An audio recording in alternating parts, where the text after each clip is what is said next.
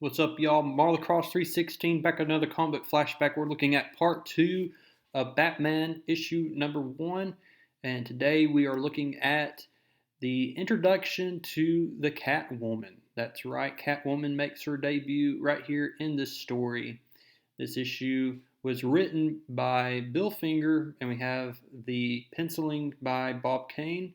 And so let's go ahead now and start out with this issue here with Batman and Robin the Boy Wonder. Once more, that eerie figure of the night, the Batman and his young aide, that laughing daredevil, that young Robin Hood of today, Robin the Boy Wonder, find themselves swimming in troubled waters. A yacht sails a sea of intrigue, while aboard her deck lurks an unseen menace, a figure shrouded by an aura of mystery.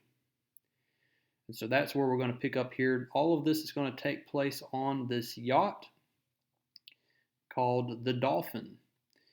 And among the guests walks a young steward, Dick Grayson, who is in reality Robin the Boy Wonder. And how does he come to be on this ship? Well, one day Bruce Wayne is reading the papers when he notices that Mrs. John Travers is taking a group of selected guests on a trip aboard her yacht, the Dolphin, and Miss Travers will be wearing her famous emerald necklace, and that gets the attention of Bruce Wayne. And Bruce Wayne says, there's a lot of publicity going around with Mrs. Travers and this necklace, and that will make criminals on the loose here, and they're going to be trying their best to try to get a hold of that necklace any way that they can. And so, Robin, I have some things to do, but I'm going to send you on that ship. I'm going to give you an escort, and that escort is going to guide you. And I want you to do some investigative work until I can arrive. You think you can handle it? And he's like, sure, Bruce, I can do it. And so the next day, we see the young Dick Grayson is aboard the Dolphin, and he says, better keep my eyes and ears open. Say, there's Miss Travers. Think I'll eavesdrop. Well, we see that there's Denny, and Denny, her nephew, has been helping this young Mrs. Peggs, and she's been a guest of him for quite some time. She has a sprained ankle, and Denny has been helping her out. And so something's very odd between this couple here. Why is Denny helping this old lady? And it's just kind of odd. And we see that Denny might be the one that might be trying to go after Martha's necklace, emerald necklace. And so that's what Robin's going to find out from one of the crew members here. He says, oh, Denny, he's a rat, probably hanging around to get some money out of her. He's always borrowing dough from his aunt, Mrs. Travers. And he says, they all try to get dough out of her. See that guy who just walked over? That's her Dr. Wallace. Gambles all his dough away, and then he borrows money from Mrs. Travers. I bet he owes her plenty. Plenty. Well, we see as time passes, Robin is going to be eavesdropping on Mrs. Travers when her brother just shows up, and her brother Roger is trying to borrow some money from her, but she refuses to give him one penny, and he says, I'll be ruined, and you'll be the cause of it all. I'll get that money somehow, some way. So then Robin says, woo, looks like this yacht isn't the safest place in the world for a necklace worth $500,000. Well, then he notices Denny is going to be throwing away this paper, but the paper is then going to come back onto the yacht because of the wind, and Robin picks up the paper, and it's a note from the cat, and the cat says, keep your aunt away from the room. And so what is going on? It looks like Denny is working for the Catwoman. And so all of a sudden, Robin hears a scream from Mrs. Travers' room, and it looks like the necklace has been stolen and her guard has been killed.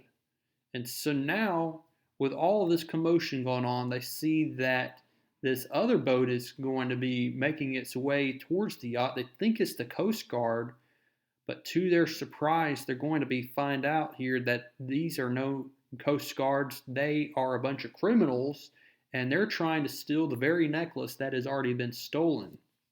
And so when they are saying, okay, fork over the necklace, Mrs. Travers starts to laugh here.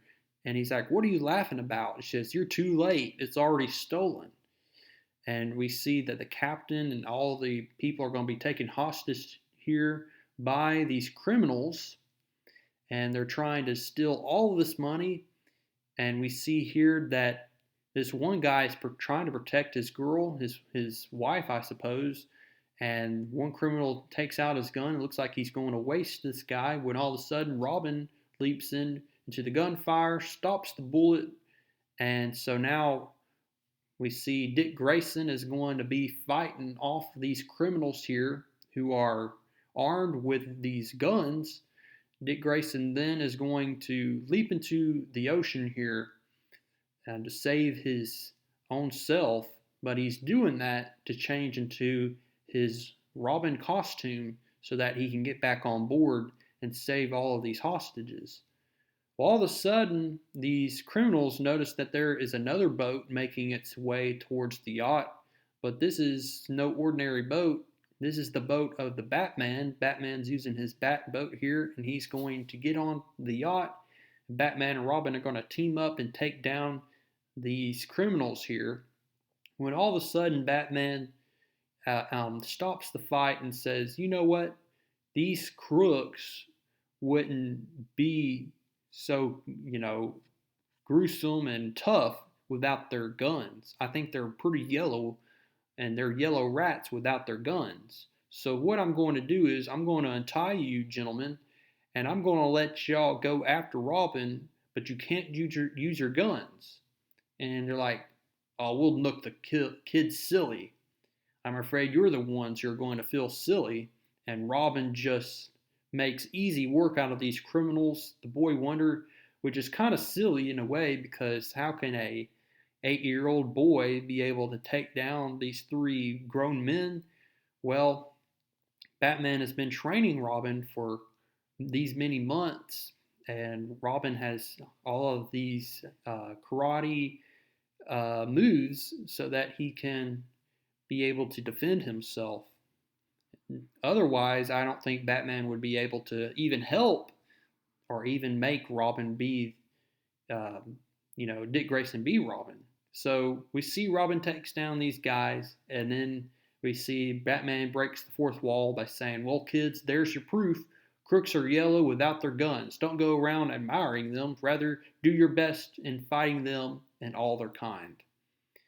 So now Batman is going to get back on his bat boat, and he's going to be talking with Robin. And Robin and them are discussing about who they think is involved and how the Catwoman is involved as well.